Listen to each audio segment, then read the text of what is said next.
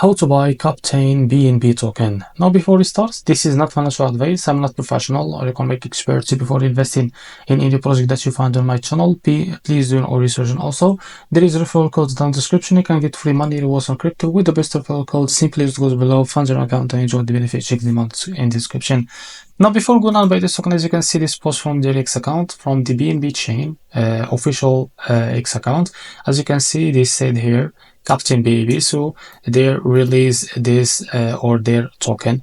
So as you can see, this token is created just 3 hours ago and increased by 15,000% in the last 24 hours. The liquidity here unlocked by 97 percent as you can see, so that's meaning your investment in a safe place. This token trending number 1 on BNB Smart Chain section on the screener. To be able to buy this token, it's easy and simple. Just copy the token address from here. As you can see, this token address is under the BNB Smart Chain. Now go and open your wallet. For that, I will use the Bitget wallet. So after that, select the BNB Smart Chain from here. As you can see, this is, now click on it.